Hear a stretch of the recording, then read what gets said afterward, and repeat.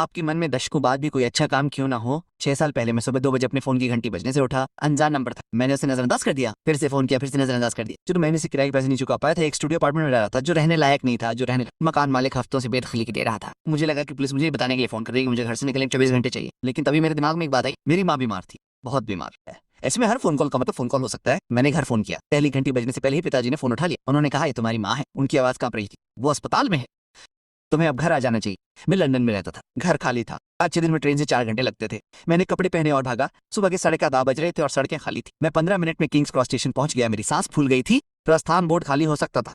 Leeds के लिए आखिरी सीधी ट्रेन रात 11:47 बजे रवाना हुई। मैं 3 घंटे से चूक गया था। एक विकल्प था पीटरबरो के लिए ट्रेन जो 8 मिनट में रवाना होती। वहां से मैं लीड्स के लिए कनेक्टिंग ट्रेन पकड़ सकता था। लेकिन कनेक्टिंग ट्रेन पीटरबरो से सुबह 3:30 बजे रवाना हुई। मेरी ट्रेन सुबह 3:30 बजे आई, 20 मिनट देरी से। उसके बाद सुबह 6 बजे तक कुछ नहीं हुआ। माँ के पास सुबह 6 बजे तक का समय नहीं था। मैंने फिर भी टिकट खरीद लिया। 47 मेरे बैंक खाते में $59 थे। अगले हफ्ते तक मेरे स्टूडेंट लोन के आने तक बस इतना ही। मैं ट्रेन में चढ़ गया और खाली डिब्बे में बैठ गया। पूरी यात्रा मैंने प्लान की थी। मेरी जैकेट की जेब में एक स्क्रू ड्राइवर था। किशोरावस्था में एक बेवकूफी भरे दौर से ही मुझे तारीख होना आ गया था। जब मैं पीटरबरो पहुंचा तो मैं कार चुराने या टैक्सी के पैसे के लिए किसी को लूटने जा रहा था। मुझे परवाह नहीं, मेरी माँ मर रही थी और मैं वहां पहुंचने वाला था, चाहे मुझे जेल ही क्यों ना जाना पड़े। मैं खिड़की से बाहर अंधेरे कोड़ते हुए देख रहा था। मैं बिना जाने रो रहा था।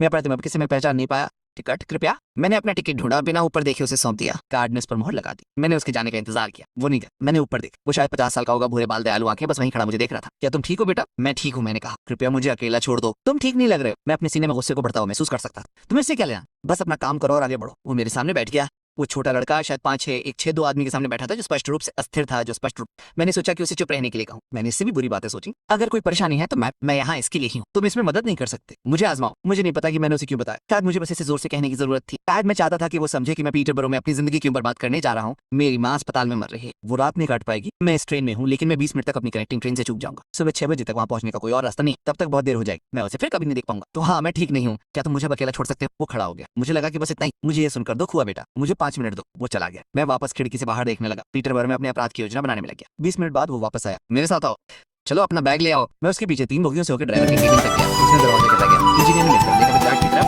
गार्ड ने कहा, वही जिसके बारे में तुम्हें बताया था। मैंने उसे खिलाया। हम पीटरबरो से ठीक पहले करेंगे। मैं ये भी बताऊं, मुझे कुछ समझ नहीं आ रहा था कि क्या। गार्ड ने, हम पीटरबरो में बिना किसी रूल सूचना के रुक रहे हैं और हमने रेडियो पर सूचना दी है कि आपकी ट्रेन आपके लिए रोक दी जाए। क्या आपके लिए भागने का समय काफी है? मैं बोल रहा था। मैंने बस सिर हिलाया। अच्छा, जब हम रुकते हैं तो आप प्लेटफॉर्म से आपकी ट्रेन इंतजार कर रही है। जब हम सुबह 6 बजे पीटर पहुंचे तो मैंने देखा कि मेरी ट्रेन प्लेटफॉर्म 3 पे खड़ी है। अभी भी वही है, लाइटें जल रही, इंतजार कर रही हैं। मैंने अपना बैग उठाया। हम पूरी तरह से पहले गार्ड दरवाजा खोला। उसने कहा, आपकी माँ से मिलने चलो। मैं दौड़ा और 2 मिनट पहले ही ट्रेन पर पहुंच गया। जैसे हम आगे बढ़े, मैंने पीछे देखा। गार्ड अभी भी प्लेटफॉर्म पे खड़ा था। उसने अपना हाथ उठाया। मैंने भी अपना हाथ